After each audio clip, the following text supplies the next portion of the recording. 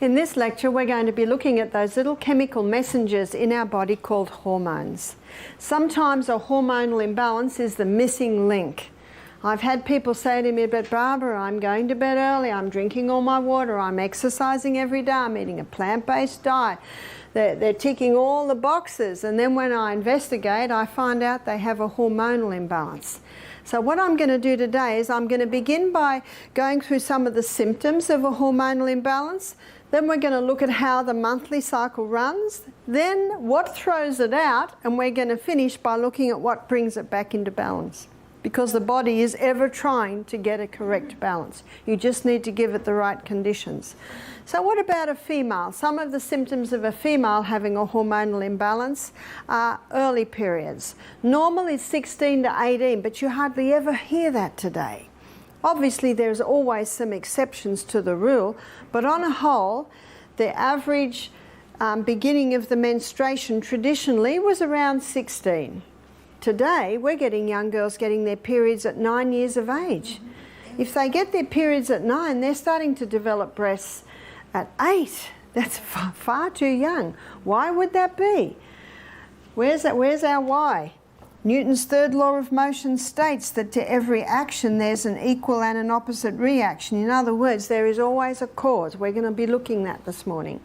Another symptom of a hormonal imbalance is very heavy periods, very painful periods. Also premenstrual tension. How many women and men think that's normal? I've got some good news today. It is not. And we're going to look at how that can be remedied.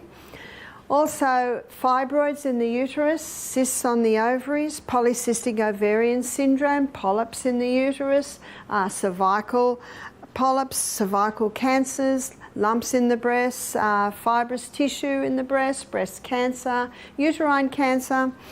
These can all be symptoms of a hormonal imbalance. Also, depression can be a symptom. Thyroid problems, also heart disease. These are some of the symptoms, probably the main symptoms of someone having a hormonal imbalance, a female. What about a male? With a male, low sperm count can be a symptom. Also, inability to hold an erection, it's called PD, penile dysfunction. The current figures in Australia are 50% of men over the age of 40 are struggling with this one. Also, prostate problems. Prostate problems is a result of a hormonal imbalance. Well, again, there are other factors that come into play, as you will see, but it's one of the main causes. Too much of the female hormone can cause a man to be effeminate, and too much of the male hormone can cause a woman to be masculine. I don't know what it's like in the US, but in Australia you're almost not allowed to talk about that, but I'm just giving you the science today. So what we're going to do today is we're going to have a look at what the hormones or how they're made. We're going to have a look at how the monthly cycle runs. Notice our sex hormones are made from cholesterol, very important lipid in the body. From cholesterol, the body makes pregnenolone. From pregnenolone, the body makes progesterone. Progesterone is a key hormone because from progesterone, estrogen is made, from progesterone, testosterone is made, and from progesterone, the adrenal hormones are made. We're going to look at the 21-day, or 27-day, I should say, cycle, 27 or 28-day cycle. We're going to look at it like a dance, because it is like a dance. Different players come onto the stage at different times of the month. And estrogen's going to be wearing a red outfit, and estrogen's role is that of a cell proliferator. Cell proliferator basically means causes massive cell growth. And it is estrogen that causes the skinny young girl to develop into a beautiful, shapely woman. But if the estrogen remains high, the beautiful, shapely woman can get out of shape the other way. Progesterone is the other player in our dance of the hormones today. And progesterone is going to be wearing a green outfit. Progesterone's role is that of a happy hormone. It's one of its...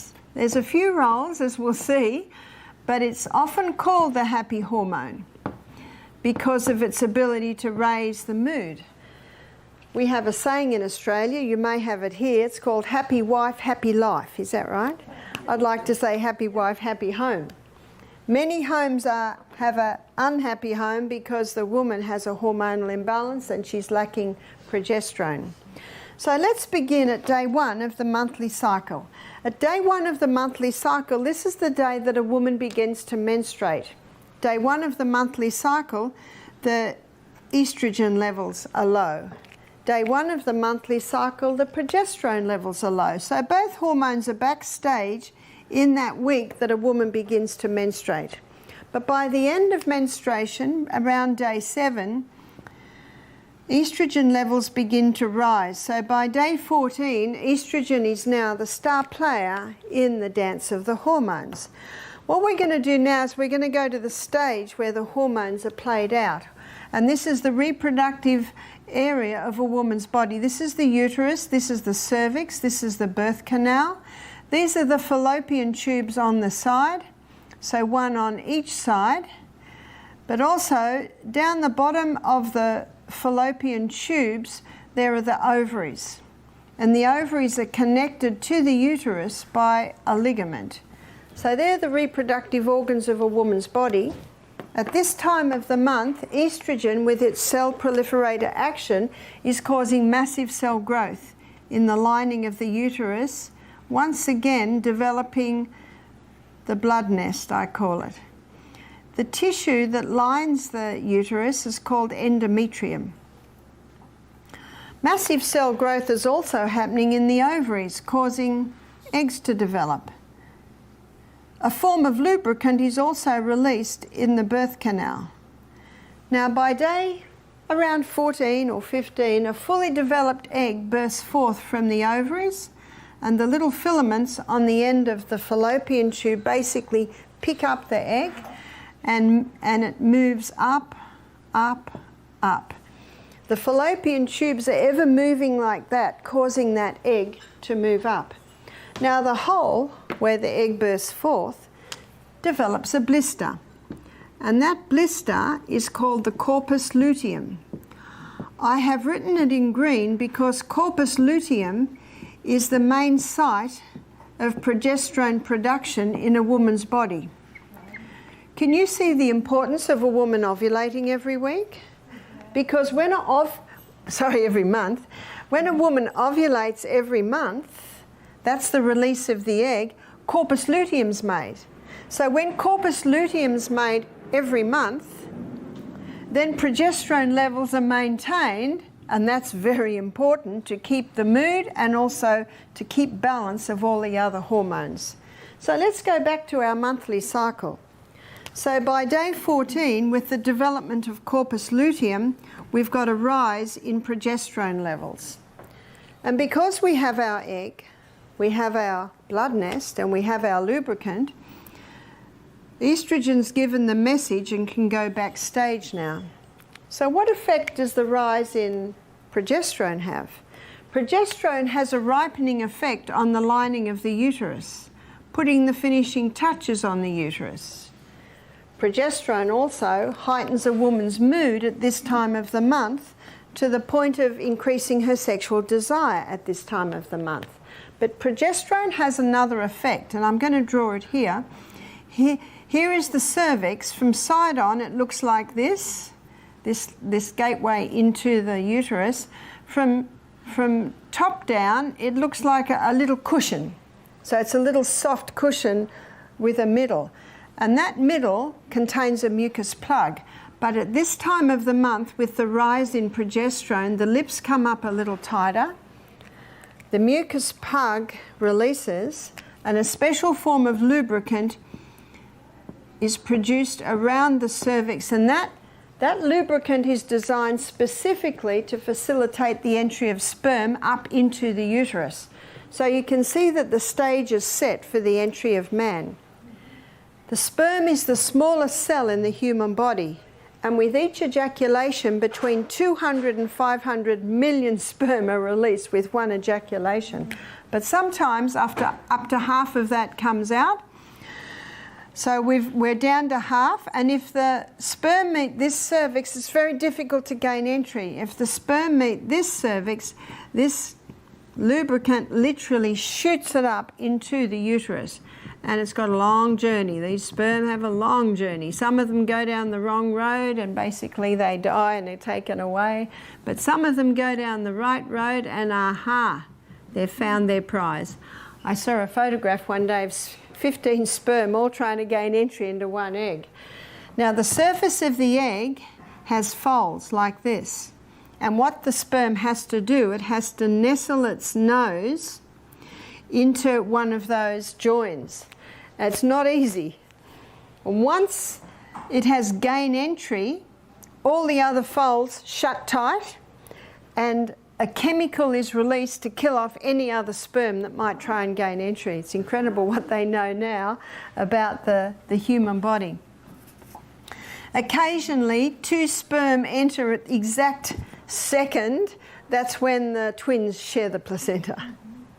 So what happens in pregnancy? The hormone levels change. Progesterone soars 200%. Don't we often say when a woman's pregnant, she's just blossoming? We have 3 estrogens in the body, only 1 progesterone. Estradiol is called E1. And estrone is called E2, and estriol is called E3. It is estradiol and estrone that have strong cell proliferator action, whereas estriol is often called the delicate estrogen, a little bit milder, and it is estriol levels that rise in pregnancy. Let me tell you something about sperm, because I think this is important to know and it is interesting. Sperm has an immune suppressant property. So when sperm enters a woman's body, it's an alien. And a woman's immune system will attack and wipe it out. So God put in the sperm, and actually it takes the immune suppressant property on when it goes through the prostate gland of a man. So when the immune suppressant property starts up, it's quite possible that the immune system can be knocked back. So there's a little bit of a battle there. Mm-hmm.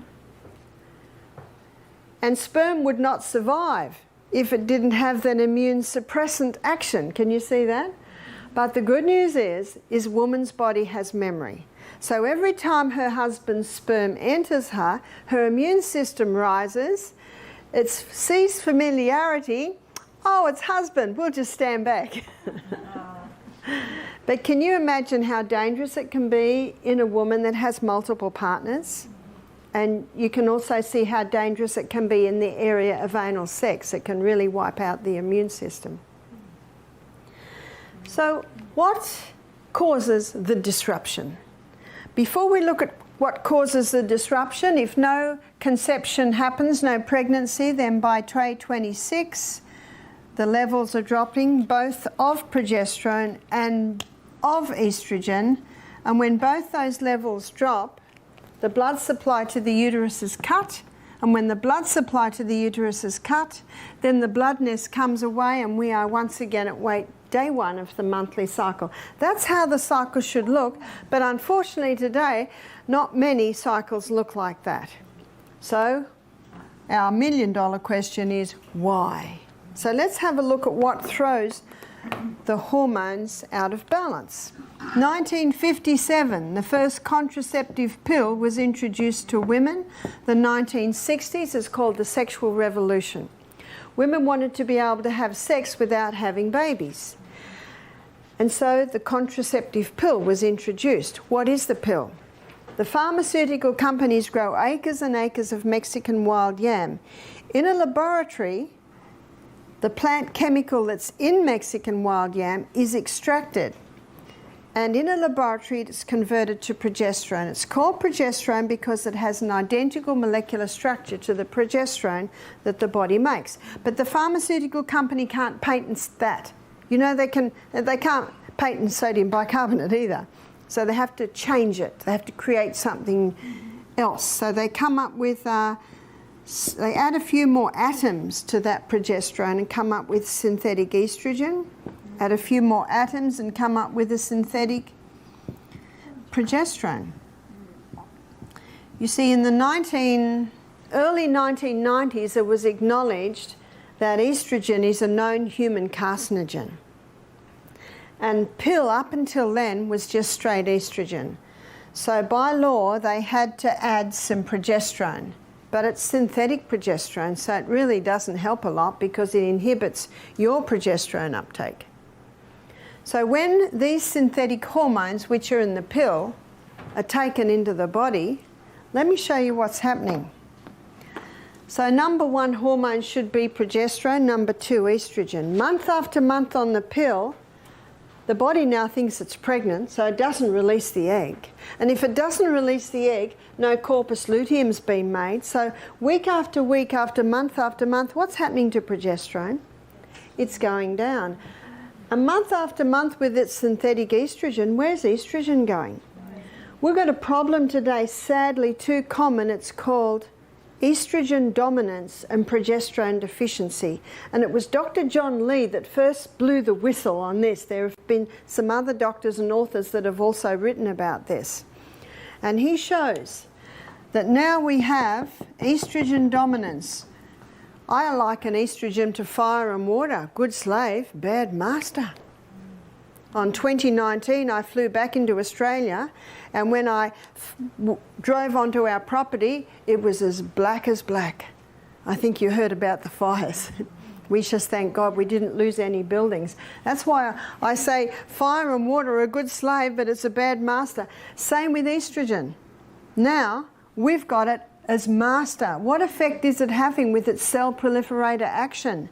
Fibroids in the uterus, cysts on the ovaries, polycystic ovarian syndrome, causing the endometrium to wander all through the abdominal wall. That's called endometriosis. 70 years ago, there was something like 100 cases worldwide. Today, there are 10 million alone in the US. And you will find it all rose around the time that the pill was introduced, because you can see how the pill disrupts the hormones.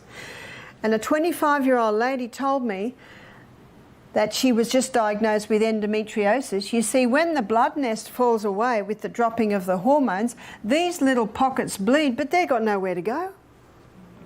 And they have excruciating pain at period time, because all those little pockets have got nowhere to go, and the pain from that. This 25-year-old lady told me that her doctor said she'll be all right when she goes through menopause. Huh? 25 more years of pain and suffering. Or medicine can offer to diathermy, that's like burn them out. But if you don't turn the tap off, guess what? They're all going to come back. You've got to find the cause. So this cell proliferator action causing growths in the reproductive organs of the body, including the breasts, even to the point of breast cancer and also uterine cancer.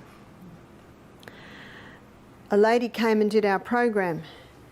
She had a lump in her breast 10 years ago, so she had both breasts removed, and they built 2 new breasts. Here she was at our retreat with breast cancer in the new breasts. If you don't find out the cause, it's going to come back. That's basic common sense. We're flipping into common sense now. See how we flip between Bible, history, science and common sense? Because God is the author of all of them, and you will find that they come together. That's how you can determine truth. But where's progesterone? Down here.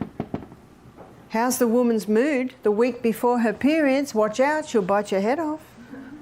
I said to one lady, do you get premenstrual tension? She said, no, I just hate my husband for a week every month. She's got it. How many people think it's normal? It is not normal. But also, going on a little bit further, then the person's diagnosed with depression. And it actually turns out to be just a hormonal imbalance. This is the cause of postnatal depression.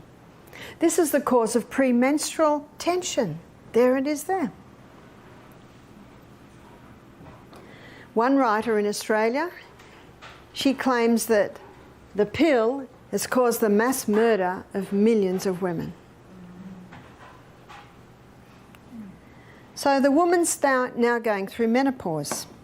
You see, it was the baby boomers that it was first given to, is that right? The baby boomers are now late 50s, 60s, some into their 70s. They're going through menopause. How are they faring? They got hot flushes.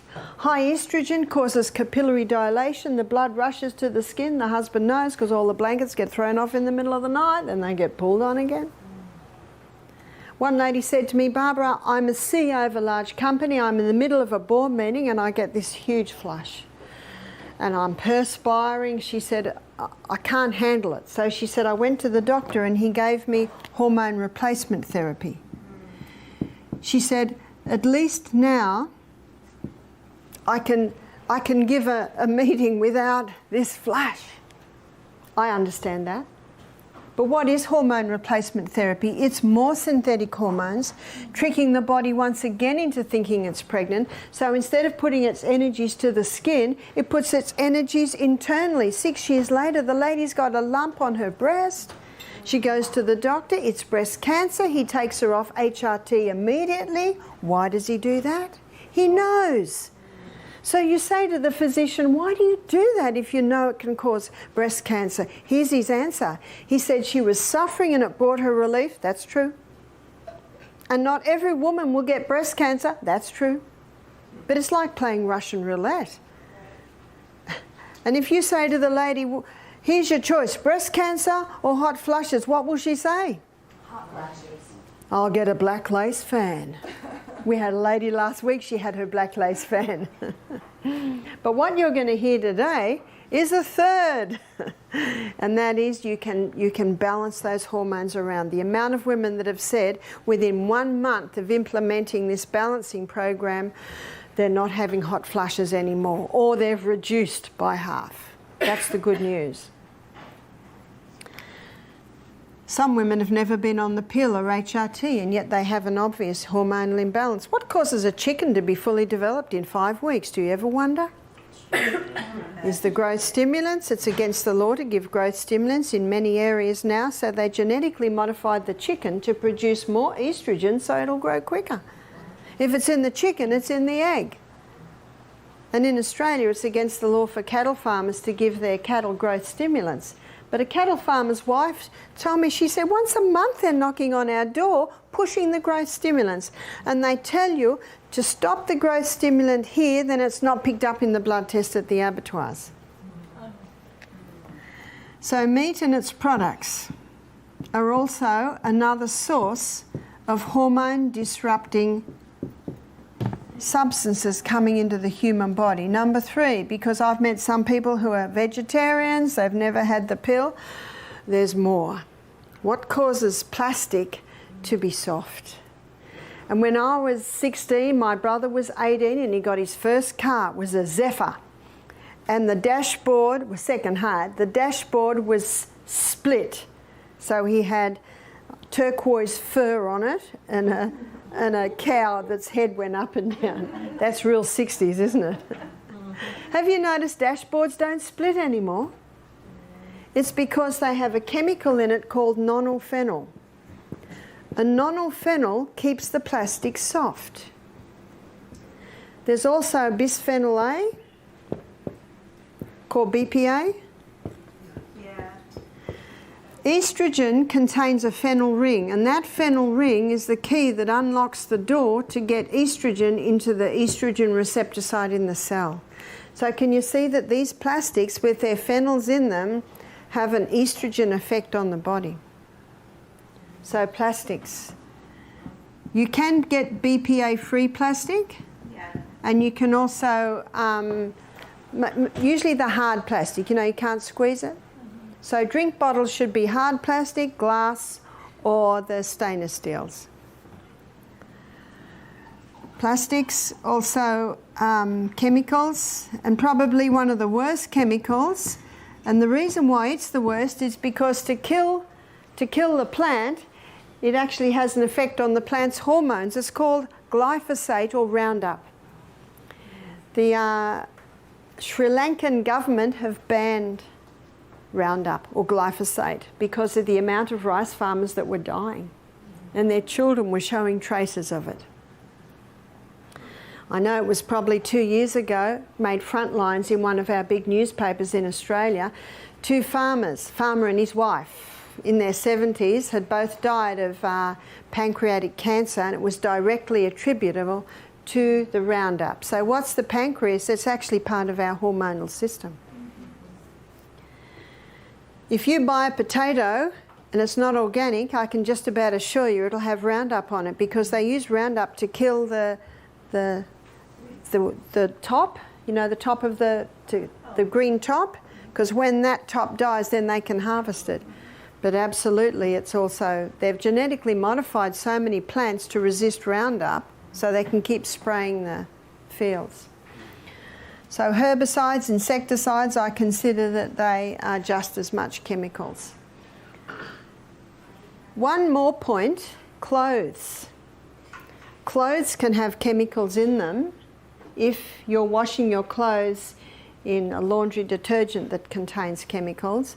But there are 3 fabrics that are made really from plastic. One is polyester, acrylic, and nylon.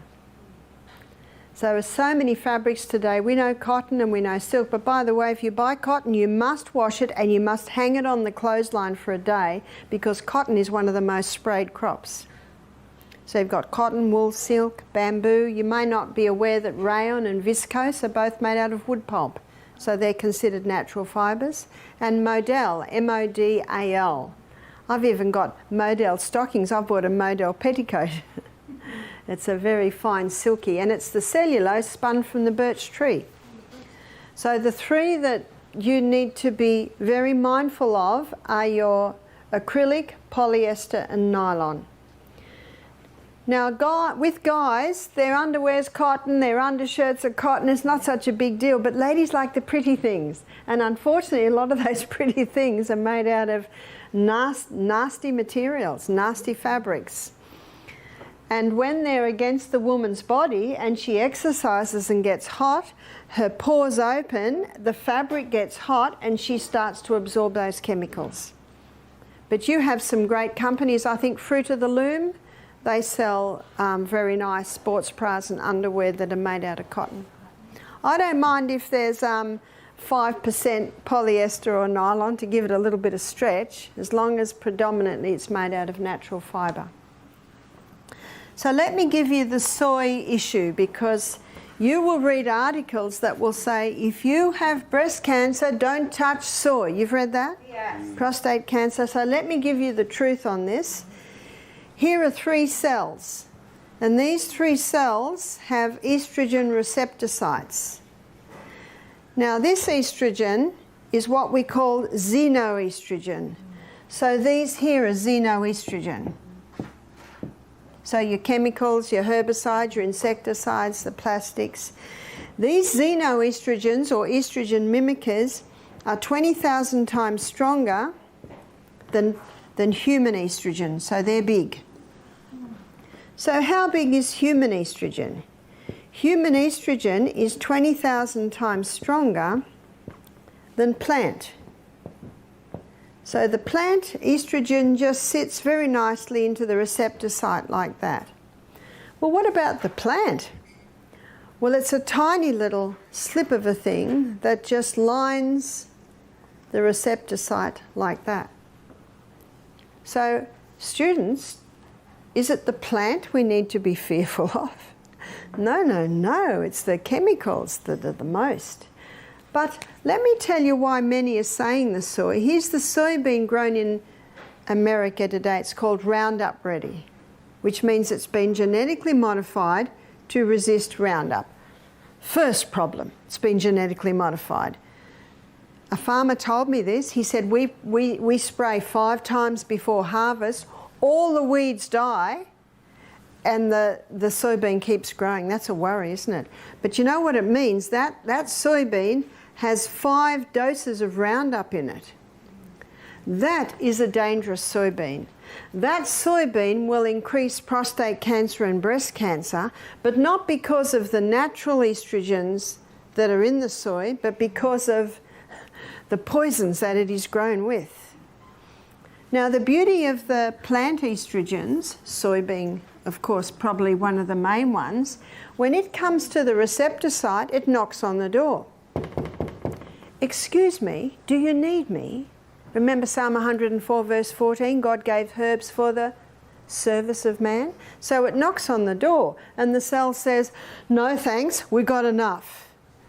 So plant estrogen says, well, I'll just sit at the door. And can you see that it protects that receptor site now from any xenos that might come along?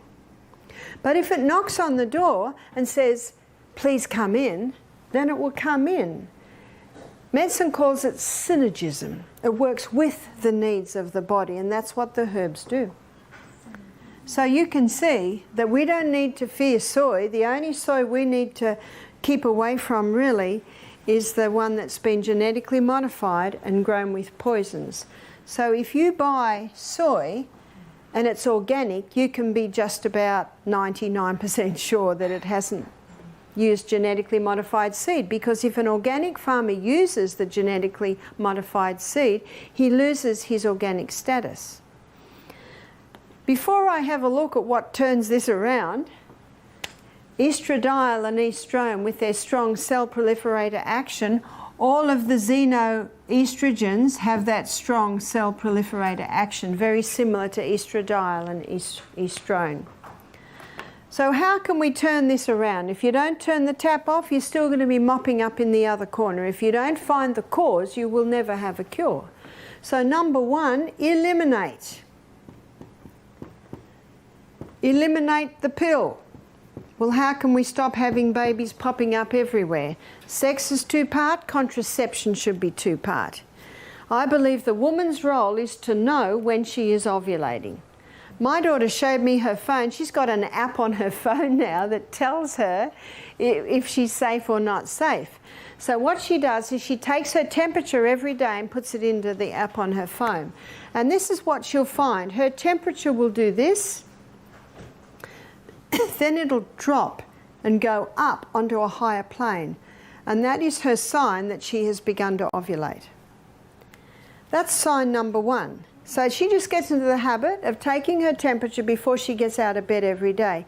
And some couples will do that if they're wanting to fall pregnant, so they know exactly we're about to be together quite often. So the second sign is that her vaginal lubricant changes. So when a woman is in the estrogen time, it's not as profuse, it's more white. When she is in estrogen, or she's stopped estrogen time, now she's in progesterone time, and progesterone is highest, then the lubricant is a lot more profuse, it's clear and stringy. The third sign is the cervix changes. So what she does is she just checks the vaginal lubricant every day, and then she checks what the cervix is doing every day. Now at first she's got nothing to compare it to, but as the weeks and the months go by, she starts to see a pattern. So she can, I mean, everyone does it on their phone now, don't they? I used to have charts I gave up, but we just do it on the phone now. And she will find that those three signs will come together, and most women will ovulate this week here. But what these signs do, they allow her to define the starting and the finishing. So what she says to her husband here, I am safe. Here, I am unsafe. Here, she's safe. Now, when she's unsafe, then it's the man's role to either use a condom or master the art of withdrawal. I was reading an article on Italian men, how they prided themselves in not getting their women pregnant by mastering the art of withdrawal. I love that because they took responsibility, whereas I know in Australia, you know, for the last 40 years, it's been all on the woman. The woman has the pill or the IUD, or she has her tubes tied. But it starts to come a little bit of a man, and he will have a vasectomy, which I do not agree with, because once you start cutting tubes, I wonder if a study has been done to show if the men that had vasectomies 20 years later are getting the prostate problems. You see, you can't start cutting tubes. My daughter and her husband Matthew, they were married for nearly 4 years before baby Amethyst appeared. How nice to have a few years together to establish a relationship before the little darlings appear that can make or break a marriage. So eliminate the pill, eliminate the HRT. It is too dangerous to take, but what you will see here is an alternative. Eliminate meat and its products. If you love meat and its products, well, it must be organic. One lady said, well, it's not going to be much if it's going to be organic. I said, well, you will prosper from that. We're going to show you how to make lentils taste fantastic. Plastics, I think it's impossible to totally eliminate it, but as much as possible, eliminate your body's exposure to it, and as much as possible, store your food in glass or ceramic or stainless steel. And chemicals, get the chemicals out of your homes. If someone has a baby, a great present is to buy, you call them diapers, yeah, we call them nappies. You can buy disposable nappies made out of starch. And Trader Joe's, places like that have it. Buy them a big packet of this. Buy them a stainless steel little bottle with a rubber teat. And you call it pacifier, we call them dummy. Cost you $15 to get a rubber one. But buy them a little package like that and a wooden rattle. How many rattles are plastic? So the children are just sucking on plastic all the time. And when they open the packet, they'll go, oh, this is an unusual present. You know what you say? Yes, we're very concerned for your baby's sexuality. Because that's what's happening. You know, we think we've got problems now. You wait another 10 years. It's scary. So this is turning the tap off. Number 2, your liver has the ability to eliminate excess estrogen. And it can do it down one of 2 pathways. One pathway is the hydroxy 2 pathway. The other pathway is the hydroxy 16 pathway. If it comes down the hydroxy 2 pathway, it's out. If it comes down the hydroxy 16 pathway, it comes back in 100 times worse. So we don't want 16, we want 2. We're going to call it highway 2 and highway 16. So I'm going to show you a list of things you can do to stimulate 2 and inhibit 16. One is the cabbage family. The cabbage family contain indoles. You can pay $100 and get a supplement with indoles, or you can just eat cabbage every day.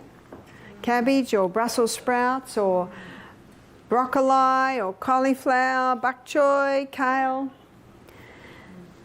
They all contain indoles, and you're probably not surprised to know that the organic has a far higher indole content compared to non-organic. What indoles do is they stimulate highway 2 and inhibit highway 16. Also, the vitamin B family, specifically B6, B9 and B12. B6, 9 and 12 all stimulate highway 2 and inhibit highway 16. Licorice, I'm not talking about the candy licorice, I'm talking about the herb licorice. If you have high blood pressure, don't use that one. Flaxseed. Flaxseed every day from when you start eating in a couple of days, we will feed you again. You'll be getting ground flaxseed. It contains lignans, and these lignans stimulate highway 2 and inhibit highway 16. It rings true of Hippocrates saying, let food be your medicine and medicine be your food. Number 3, Australia sells a cream called the Anna's Wild Yam Cream. The Anna's Wild Yam Cream contains a plant chemical called diosgenin. And when the diosgenin in that cream is applied to your skin, the fat cells take it up and it stimulates this pathway that your body uses to make progesterone. So the beauty of this cream is it stimulates your body to make its own progesterone. You can buy in the US progesterone cream, and I think if someone's having hot flushes every 15 minutes, they've just found out they've got breast cancer, they're not sleeping because insomnia is another sign of an imbalance, I think the progesterone cream can play a part initially, maybe for the first jar, maybe 4 months. But then it is important to go over to the Anna's so that you're applying a cream that will stimulate your body to do it. Whenever I come to the US, I meet women who've been on the progesterone cream for a couple of years. It's just not doing it anymore. But I find that most women respond well to the Anna's Wild Yam cream. It's working with your body.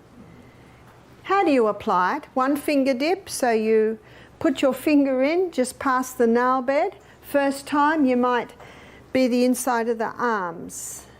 It's twice a day. So morning might be inside of arms, evening might be chest. Next day it might be abdomen. Next evening it might be the inside of thighs. So you alternate the sites of application. And a woman applies this cream for 3 weeks a month. So it's these 3 weeks here. So the woman stops when she is menstruating. If she's not menstruating anymore, she chooses 1 week of the month where she does not apply the cream. A lot of ladies find that choosing the first or the last week of the month makes it just easier to remember. How long should a woman be on it? At least 1 year. One lady said to me, I tried this cream and it didn't work. I said, how long did you try it for? She said, 2 months. I said, well, this is what's happening after 2 months. Here's the imbalance. After 2 months, we're about here. Where do we want to be? We want to be here. The good news is if it took 20 years to get out of balance, it won't take 20 years to get back into balance, but it might take 1 or 2 years. If a woman is applying the cream and she stops after a year and say her hot flushes return, what's her body saying to her? A bit more, please. A bit more. And one lady said she tried it another 6 months, then stopped, and she had no more hot flushes. One lady told me that within 6 months, no, it wasn't 6 months. She said within 1 month of applying the cream, her blood loss had halved.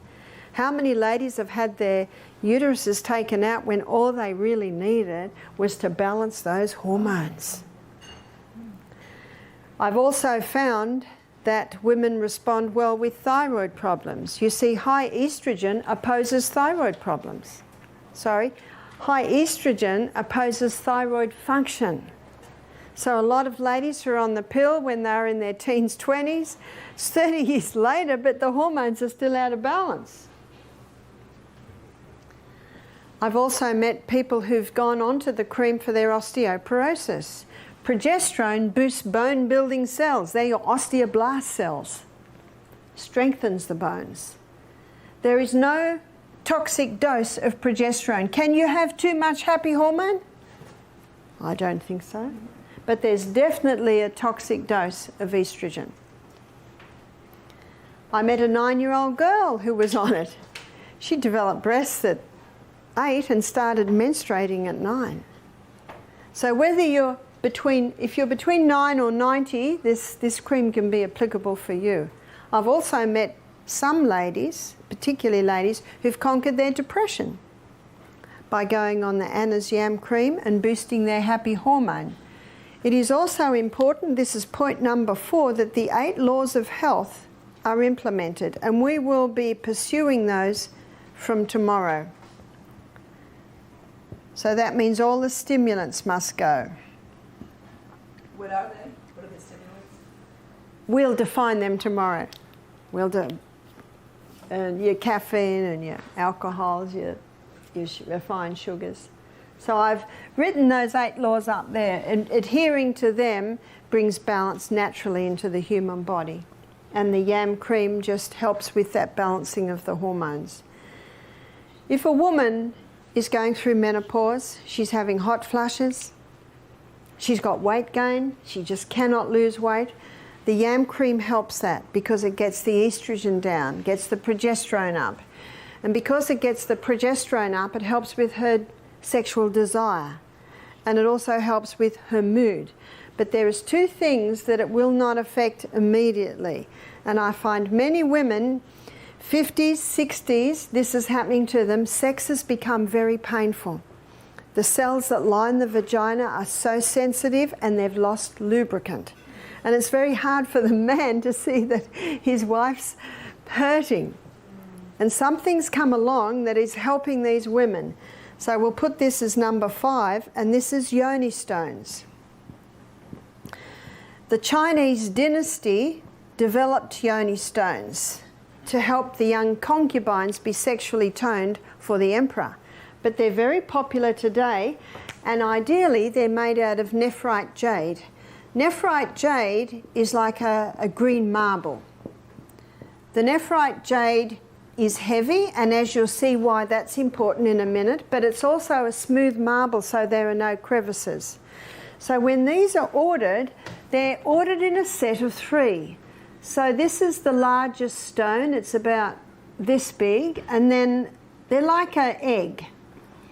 And then the next stone, and then the next stone, that's the smallest stone. There are 2 holes in the bottom so that a woman can insert dental floss for easy extraction. And what a woman will do is she'll insert the stone, the largest end first, so that will touch her cervix. She begins with the largest stone, and she will not even know it is there, but she will wear it for 1 hour a day for the first week, 2 hours a day for the second week, 3 hours a day for the third week, 4 hours a day for the fourth week, and on the 5th week she's up to wearing it 5 hours a day. And she wears it for 5 hours a day for about 6 months.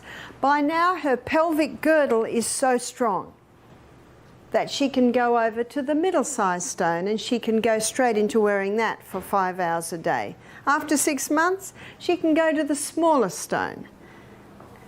This is strengthening her girdle, her pelvic girdle internally. So I'm going to draw the pelvic girdle so you know what I mean. Here's the pelvic girdle. There is the belly button, and up the other end is the bottom of your spine, the coccyx. So here's your anal sphincter, that's your vagina, and the urethra. So it looks like this. It's a muscular system, muscles threaded all through, but around the orifices, it's all muscle.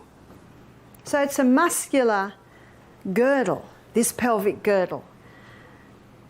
And wearing that stone strengthens the girdle because it's got to hold the stone.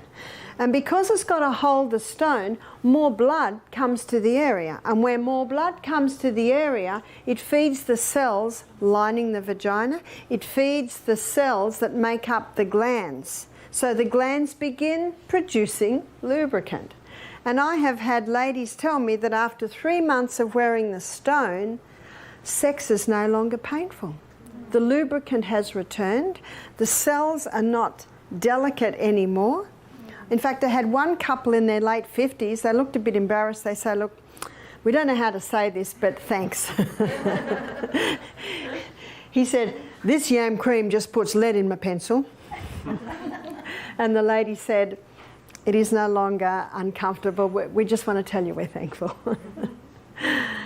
What also is happening with the yoni stones and the effect it's having, remember it's strengthening that girdle internally.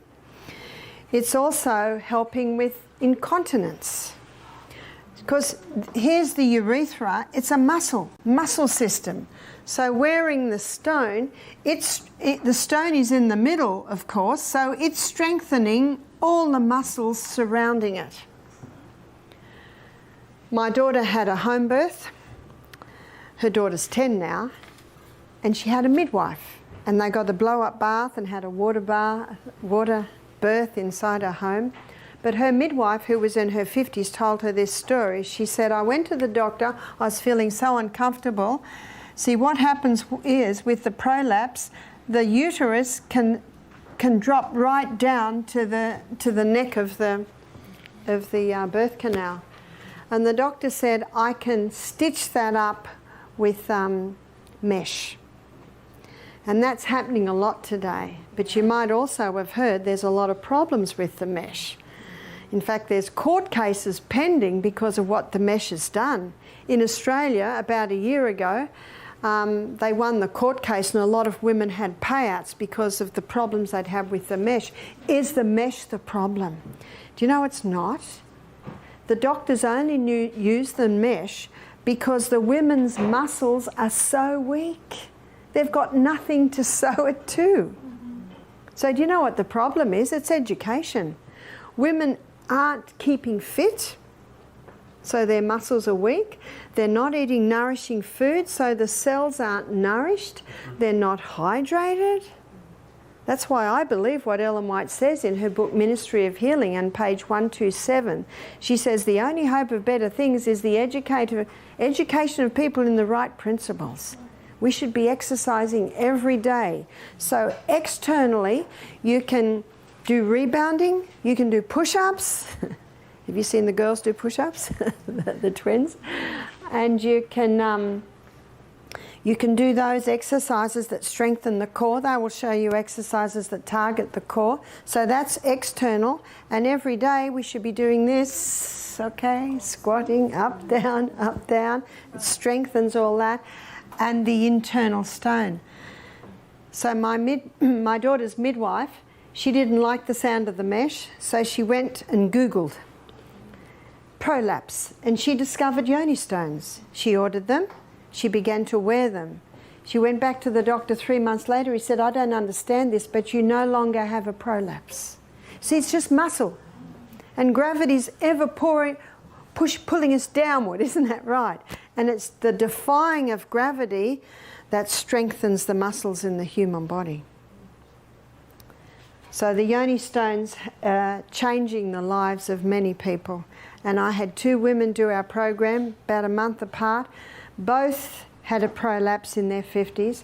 Both had the operation with the mesh. The mesh did not work. So they had to endure the discomfort of the continued prolapse with mesh as well until they could book in, because they had to go on a waiting list, to have a total hysterectomy. And they heard this and they said, oh, if only we'd known. If only we'd known that we could have strengthened our pelvic girdle. Because pelvic girdle is not often talked about, is it? No. And yet the pelvic girdle is something very important, that women maintain their pelvic girdle strength so that they can enjoy being intimate with their husbands and enjoy their latter years. Because remember, muscle knows no age. Thank you.